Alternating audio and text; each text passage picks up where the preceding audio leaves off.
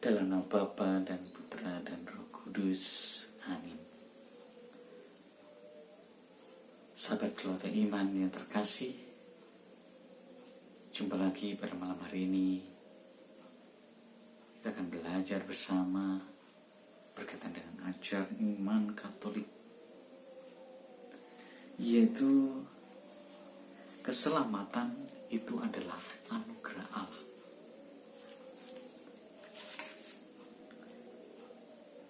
Saudara-saudariku yang terkasih, Tuhan Yesus telah menanggung penderitaan sampai mati demi keselamatan manusia. Hari ini kita merayakan 14 September, Pesta Salib Suci. Ia rela mempersembahkan dirinya menjadi kurban untuk menghapus dosa mereka, dosa kita semua. Tuhan Yesus yang tidak berdosa mau mati dan turun ke tempat penantian untuk menanggung hukuman yang seharusnya ditanggung oleh manusia karena dosa-dosanya.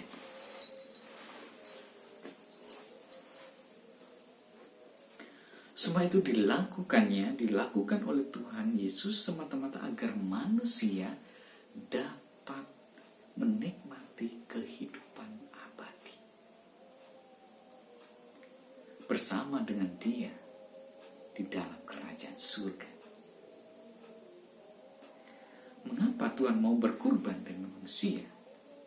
Pernah kita bertanya demikian? Saudara-saudariku yang terkasih, kasih Allah nyata dalam diri Yesus. Orang yang mengasihi tidak mencari keuntungan bagi dirinya sendiri dan tidak mengharapkan pamrih atau balasan apapun dari orang yang dikasihinya. Sebaliknya, ia hanya memikirkan kebaikan orang yang dikasihinya dan rela mengorbankan diri demi dia. Allah adalah kasih. 1 Yohanes 4 ayat 8 dan 16. Ia mengasihi manusia, ia tidak menghendaki manusia dikuasai oleh dosa dan binasa, tetapi menghendaki mereka hidup berbahagia selamanya di dalam kerajaan surga. Terdorong oleh kasih-Nya yang begitu besar kepada manusia, Allah telah mengaruniakan anaknya yang tunggal supaya setiap orang yang percaya kepadanya tidak binasa, melainkan beroleh hidup yang kekal. Tuhan Yesus, anak Allah, datang ke dunia untuk melakukan kehendak Bapa, yakni untuk memberikan nyawanya menjadi tebusan bagi banyak orang. Kasih Allah yang dinyatakan oleh Kristus ini tidak mengecualikan seorang pun. Tuhan Yesus mati di kayu salib untuk semua manusia tanpa kecuali. Tidak ada seorang manusia, tidak pernah ada seorang manusia, dan tidak akan ada seorang manusia yang baginya ia menderita. Katekismus Gereja Katolik 605. Kasih Tuhan Yesus itu terasa lebih kuat lagi karena ia mati demi keselamatan kita. Justru ketika kita masih berdosa, ia mengasihi kita dengan kasih yang paling besar seperti yang diajarkannya sendiri. Tidak ada kasih yang lebih besar daripada kasih seorang yang memberikan nyawanya untuk sahabat-sahabatnya.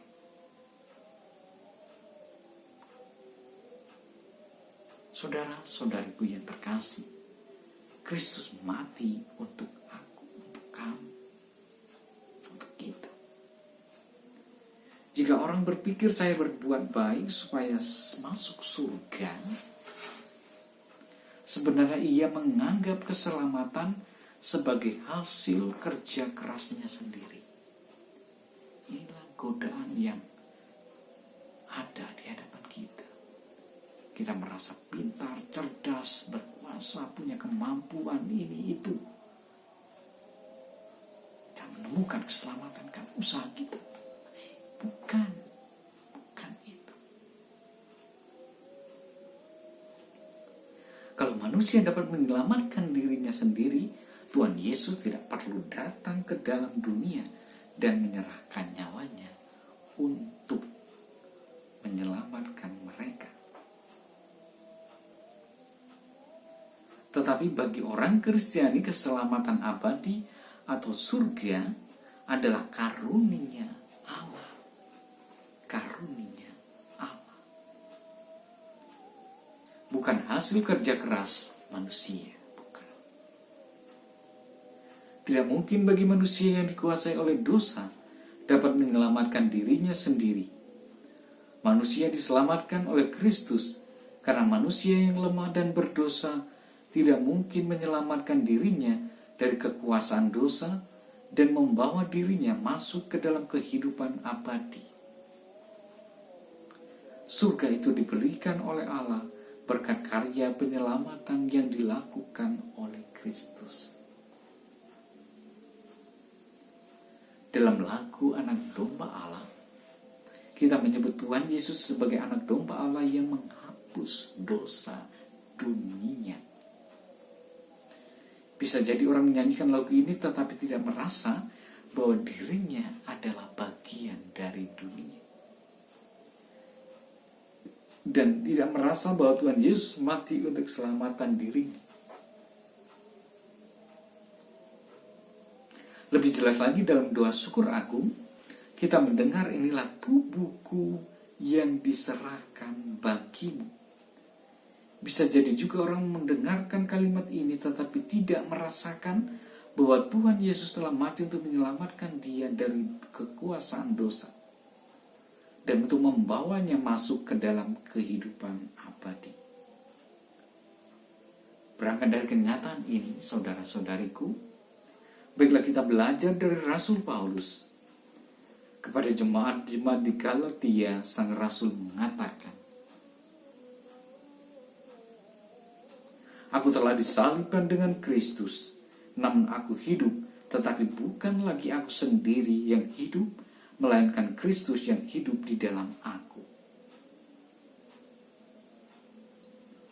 Dan hidupku yang kuhidupi sekarang di dalam daging adalah hidup oleh iman dalam anak Allah yang telah mengasihi aku dan menyerahkan dirinya untuk aku. Setiap orang yang percaya kepada Kristus harus berani berkata seperti Paulus, Tuhan Yesus, anak Allah, telah mengasihi aku dan telah mati di kayu salib, supaya aku bisa selamat dan menikmati kemuliaan surgawi bersama Dia.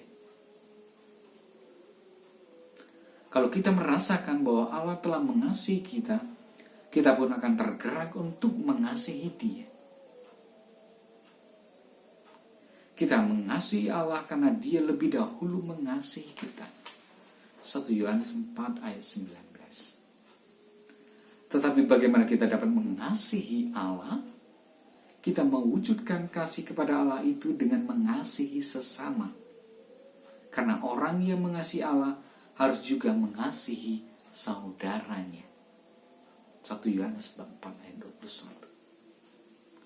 Kasih kepada Allah juga diwujudkan dengan melawan kecenderungan untuk berbuat dosa, untuk berdosa karena Kristus telah membebaskan manusia dari kekuasaan dosa. Karena itu, kalau kita mengasihi Allah, kita tidak akan membiarkan diri dikuasai oleh dosa. Marilah berdoa. Ya Allah Bapa kami bersyukur karena Engkau telah mengasihi kami dan menghendaki kami hidup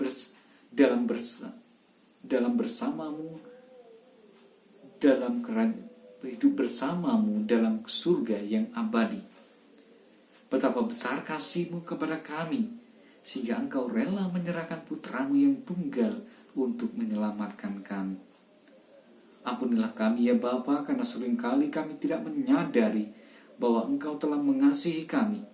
Bukalah hati kami agar kami dapat semakin merasakan bahwa Yesus Kristus putramu dan Tuhan kami telah mengasihi kami dengan kasih yang paling besar. Gerakkanlah hati kami agar kami pun mengasihi Engkau dengan mengasihi sesama kami dan melawan kecenderungan untuk berdosa. Demi Kristus Tuhan kami. Amin. Dalam nama Bapa